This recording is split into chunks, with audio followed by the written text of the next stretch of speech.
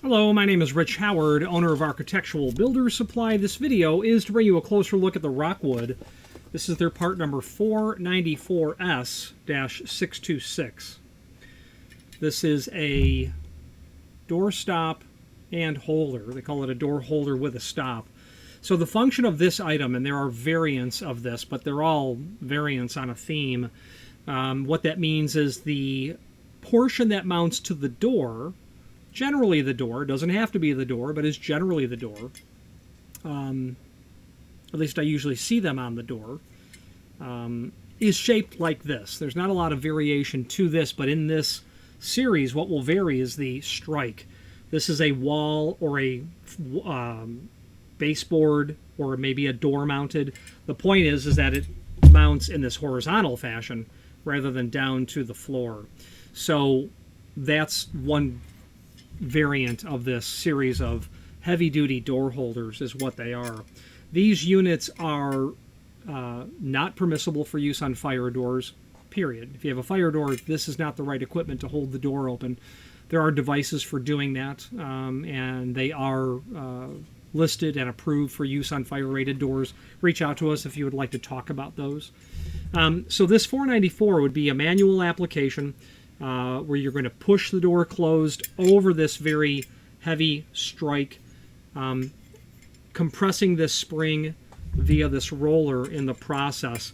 Very effective at holding the door open. Why someone might want something so heavy duty is simply because they have a very high volume application. It could be a non-rated door at a school where they need to hold the doors open for recess. It could be exterior doors, and they have the units mounted in such a way where they're not exposed directly to the elements, but they open those doors and they need to stay open and not come off the holder portion casually.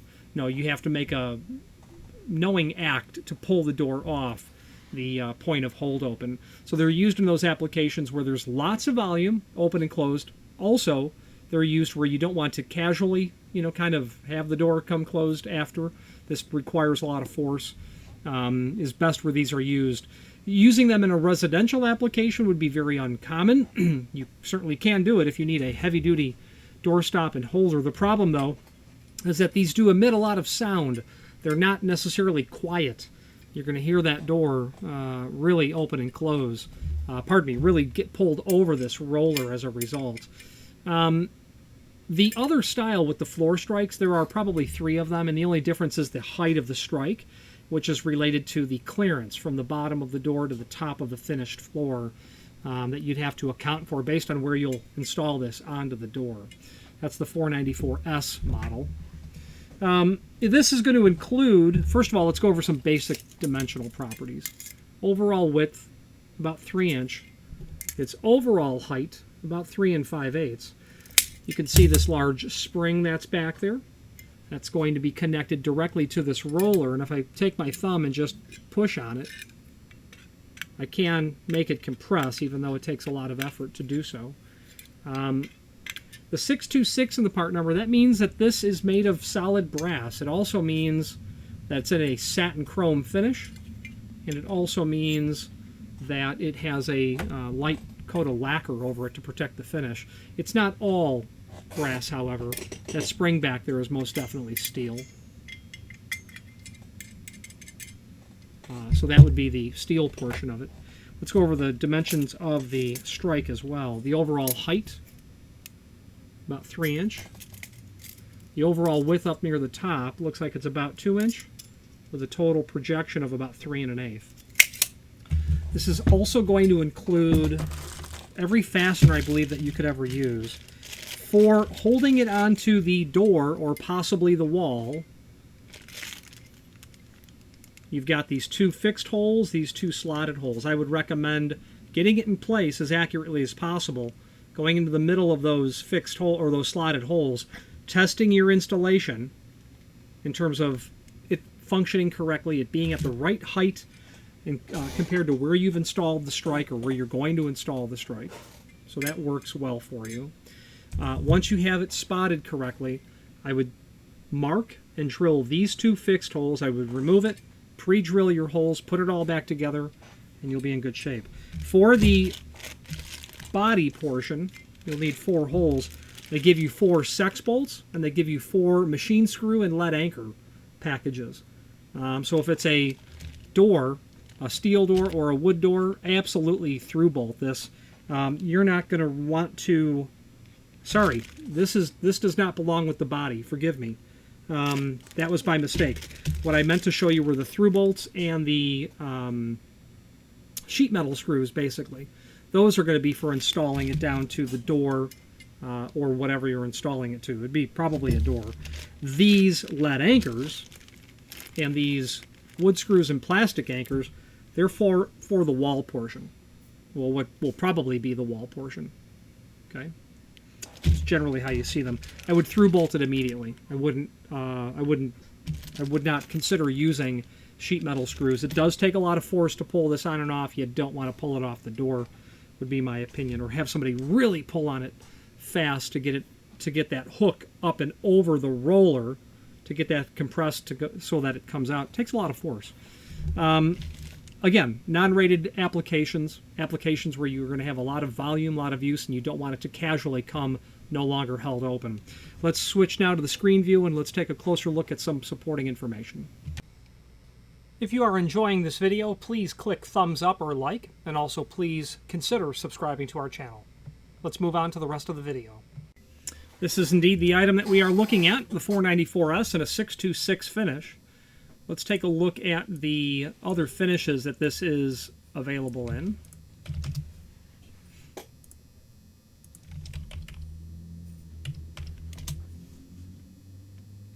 (10BE), that is a powder-coated dark bronze equivalent. It's equivalent to an oil rub bronze, but it's powder-coated, so it'll be a stable, uniform dark brown sort of color.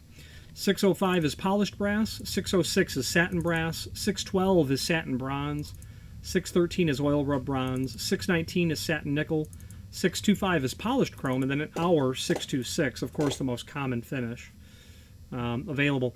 Because this is made of brass, as is the strike, I don't see why the factory could not... Well, I know that they will entertain requests for custom finishes like black sprayed powder coat. That's a vogue finish now. Antique nickel is another one I'm thinking of. That might be something you're interested in. Polished nickel as well. 618 finish maybe. Okay. So let's look at the extended description of this item. Automatic door holder with stop. Now I didn't do a good job at describing that riveted piece of metal, but let's take a closer look at the uploaded images that are here. Kind of a side view with that piece of closed cell, probably closed cell neoprene that's there, a very durable rubber product. The underside showing how that's riveted, that rubber, and then your roller as well. The back side of the unit to show the spring, your strike, the back side of the strike, your screw packages. Strike portion up top, holder portion down below. Okay, now, made of brass, satin chrome plated, gives you the fasteners, clearance, 3 3/4 wall to door. We'll talk about that in a moment. And then gives you the dimensional properties. They're saying that the strike is wall mounted. That's certainly the most common way that you'll see it. I don't see why you couldn't do it other ways if you needed to for whatever reason. I've seen a lot of ingenious solutions to problems, and I mean that sincerely. You know, our client base has many of our clients have very unique skills when it comes to being able to quite creatively solve problems. They're not all code compliant, but they do come up with creative ways to solve problems. Actually, I'll show you one creative way that a client dogged his panic devices. I think it's under Contact Us, and then maybe Photo Gallery. I was out at well, it doesn't matter really where I was. I happen to know this individual. And this was the train museum, is where it was. And this is a way that the non-fire rated exterior door, not breaking any codes that I can think of, where their dogging mechanism failed. So they pushed that in, drilled a hole all the way through everything, got a chain, screwed it, and then put some sort of a pin down through there. Creative way to dog the device. Probably because this exit device is certainly an imported device, and those parts inside of there are not available as separate products. So very creative solutions. Good for that person. I didn't see any problem with it, other than obviously having a hole that would be there that you don't want people touching, making contact with. But other than that, there you go. Now, there is a link below this video to the template. Let's look at the template. And this is important because it's going to talk about the installation requirements that you're dealing with.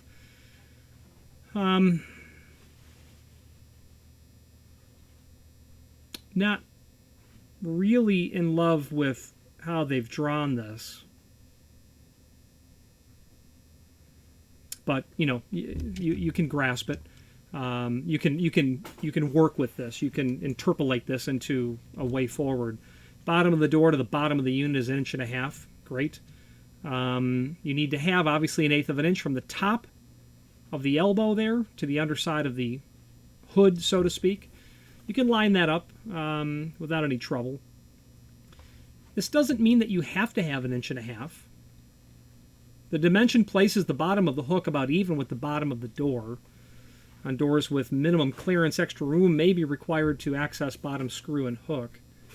You know, so the closer you bring this to the bottom of the door, the further you've got to move the strike down. At a certain point, this is probably going to make unintentional contact with the floor, and you may have installed the body too far down in order to get the strike installed, so you want to review this. They said 3 3/4 inch earlier wall to floor, and that's coming out here.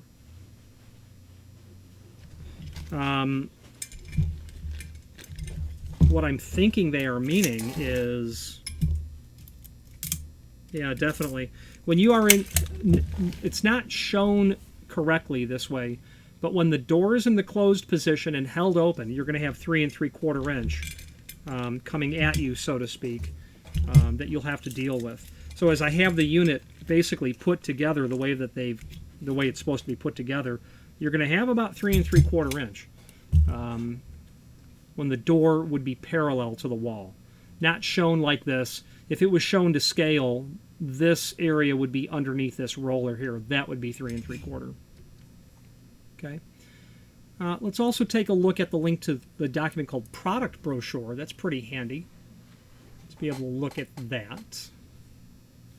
This will show us the other 490 series holders. The 490 itself, very typical, very common sort of item. Why would you use this over the 494S?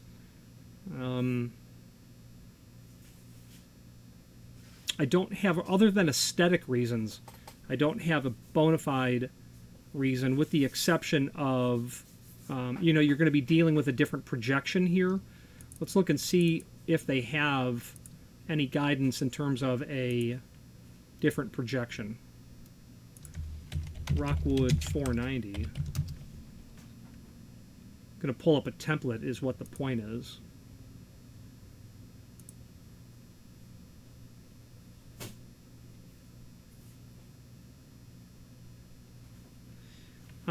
Yeah, it's not going to be too terribly different. They don't. Yeah, it's not going to be different. It's 3 5/8 versus 3 3/4. So that's not a solid reason to go with one. The hook is pointed in the downward direction towards the floor. That might be an advantage for you. You might like how that looks. The footprint of both of the units is more petite. You might have better room to install a smaller unit. That might be why you use that. These are the floor mount versions, the 491 R and S. And you just observe the clearance column to determine which you need. These styles are the most common that we sell when it's mounted to the floor. You have your 494 R and S, and the difference is there going to be the screw package. So the 494, the 494R, and the 494S, they're all the same hardware. What will change will be the fasteners inside of the unit, and this client clearly ordered 494S. So they obviously have a masonry wall involved somewhere, most likely. That's where they want those lead anchors. Okay, the clearance is all the same, etc. So that is all pretty handy information to have that will allow us to review which item that you would use. Now, there is a link below this video as seen here to the manufacturer's page. And when we click on that, we're going to be able to pull up not only all of the Rockwood products that we sell by means of this horizontal navigation as seen here. There's also a link to the manufacturer's website, as well as a link to the current full product catalog, what I would call their core product line, their trim and auxiliary hardware. Well, they have another entire product line called their architectural door pull, and that's got its own catalog. That's over 100 pages of just practically every imaginable variation on push and pull bars that one might want to see. This document is really, in my opinion, more of an idea book or a picture book because of how full of options it is. If you're looking for door pulls, this is the catalog, I think, for you. Architectural metals, wood, rubber, leather. These are leather that we happen to see here. Locking door pulls as well. Countless variations. So I won't dwell on that too very long, but if you're looking for that material, that would be the way to go. Other encyclopedic documents are here, such as prior versions of the catalog. There's also a mounting kit parts master table. If you are dealing with Rockwood push and pull bars and you need replacement bolts, that would be your document to review. Let's wrap up this video on camera. If you are enjoying this video, please click thumbs up or like, and also please consider subscribing to our channel. Let's move on to the rest of the video. In conclusion, we'll take a little closer look at that inserted material. It's likely some very dense neoprene. That's going to be their closed cell. I can tell it's closed cell because it's not sponge-like, and then again riveted back there. Okay. The name Rockwood is, literally synonymous with extremely high-quality trim and auxiliary hardware. I could go on for 10 minutes singing their praises, but I'll just summarize to say exceptional fit and finish, customer service, technical support, prompt, reliable, predictable shipping lead times, comprehensive catalog. If it's not made by Rockwood, and not everything possible is, you do have some manufacturers that have their own little derivative specialty product, but when it comes to dealing with a company that's been in the trim and auxiliary hardware, commercial door hardware business for, I would guess, about 65 years, it's Rockwood. Their customer service is so exceptional that it's as if there's not a separate technical department. You have a tech question on one of these, those folks over there are trained on how to answer those questions. So might be what you want to consider when it comes to placing an order for 1 or 500 of these. Tech support, that's the point. Any questions on the 494S, Rockwood door holder and stop, or door stop and holder, or any other Rockwood product, please feel free to reach out to us. And thank you. Again, thank you for watching, and if you've enjoyed this video, please click thumbs up, please subscribe, and maybe even send the video to someone that you know. Thank you.